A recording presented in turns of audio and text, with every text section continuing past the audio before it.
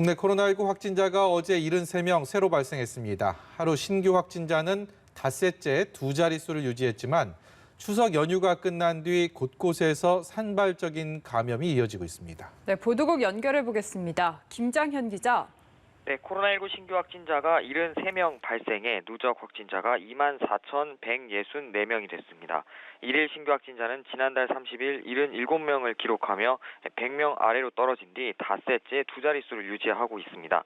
다만 그제 64명보단 13명 늘었습니다.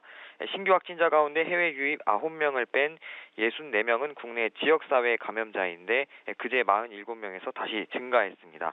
지역별로는 경기 25명, 서울 19명, 인천 5명 등 수도권이 다수를 차지했습니다. 또 부산 5명, 울산 4명 등이 추가 확진됐습니다.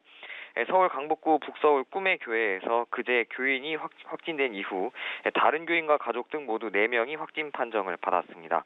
경기 포천시 내촌면의 군부대에선 어제 확진자가 나온 이후 지금까지 36명의 군인이 확진돼 감염 경로를 조사하고 있습니다. 또 부부 동반 친인척 모임 관련해 지난 2일 대전에서 부부가 확진된 이후 처가가 있는 충남에서 2명, 누나와 동생, 조카가 있는 울산에서 3명이 확진돼 누적 확진자가 7명이 됐습니다. 완치돼 격리해제된 확진자는 41명 늘어 모두 21,886명이 됐습니다. 격리 치료 중인 환자는 31명 늘어 모두 1,856명이 됐고 이 중 중환자는 107명입니다. 사망자는 1명 늘어 모두 422명이 됐습니다. 네, 그리고 국내에서도 코로나19와 관련된 소아다기관 염증 증후군 환자 2명이 확인됐다고요? 네, 그렇습니다. 국내에서 소아다기관 염증 증후군 환자 2명이 발생한 것으로 확인됐습니다. 중앙방역대책본부는 오늘 정례 브리핑에서 지난 5월부터 소아다기관 염증 증후군 신고 사례가 7명 발생해 역학조사와 전문가 회의 등을 거쳐 2명이 해당 환자로 최종 판명됐다고 밝혔습니다.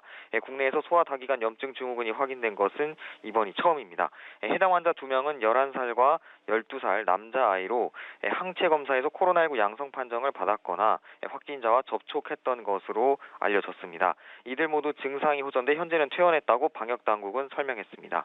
이 질환은 코로나19에 감염된 소아나 청소년을 중심으로 발생하는데 발열과 전신에 염증 반응이 나타나고 심한 경우 숨질 수 있습니다. 지난 4월부터 유럽과 미국에서 보고된 이후 세계 각국으로 확산됐습니다. 지금까지 보도국에서 전해드렸습니다.